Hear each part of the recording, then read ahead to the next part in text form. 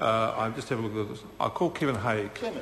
Chair, I want to take a call to talk about some other aspects of this part of the bill that have not received much discussion so far. And I draw on the Canterbury District Health Board's submission on the bill, where it talked about some of the inadvertent consequences of exactly this type of approach to water in the town of Walkerton in Ontario, Canada.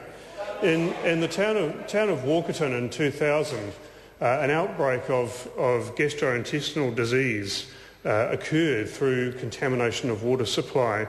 In that outbreak, 7 people died, and half the town of 5,000 became ill.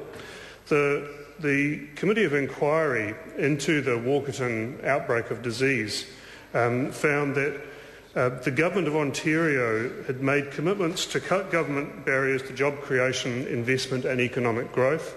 Sounds familiar, doesn't it, sir?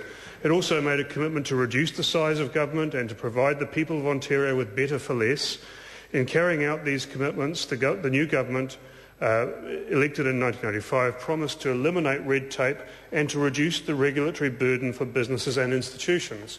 And so the Canterbury District Health Board make the point that this is precisely the justification that this government has for this bill, where the objectives are to remove unnecessary barriers to water infrastructure development and provide councils with an increased range of options for the provision and management of water services.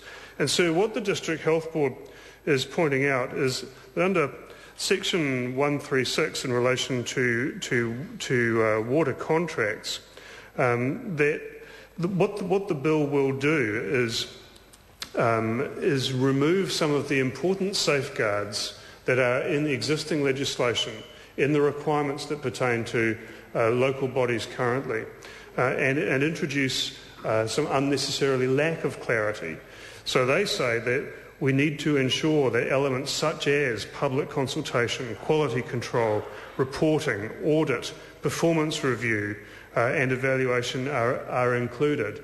And it makes the point, sir, that the bill is unclear as to who will have that legal responsibility, because water supplier is a term that's used and is unclear, sir. They also draw attention to sections 125 to 129 and makes the point that these sections repeal the prescribed process for undertaking assessments of water and sanitary services. And what that does, sir, is removes the requirement to consult with and consider the comments of the medical officer of health. And so what this means is it compromises the ability of the medical officer of health, an independent statutory officer, to effectively assess and review local authority activities in regard to water and sanitary services. What Canterbury District Health Board say, sir, is that this is precisely what occurred in Walkerton.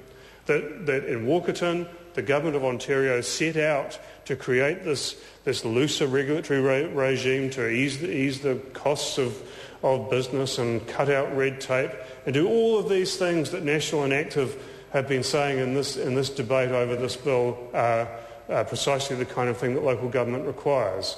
But Canterbury District Health Board make the point that some of this red tape is exactly what in place to ensure the public safety, to ensure that when we consume that drinking water, that we are consuming a product that we know to be of high quality and to be safe. And so that role of the medical officer of health is a crucial one there. And what they say, sir, is that that role is particularly important for protecting public health when a local authority may be driven solely or in part by fiscal or political concerns.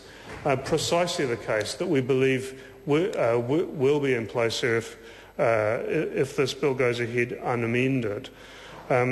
Medical officer of health, they make the point, can be utilised as an independent expert and trusted source of information with proven value in communicating issues associated with public health risks to communities. That is the requirement that is being removed by this bill. It's being removed by those sections. So in government's headlong rush to free up the regulations that apply to local government in relation to water to facilitate this process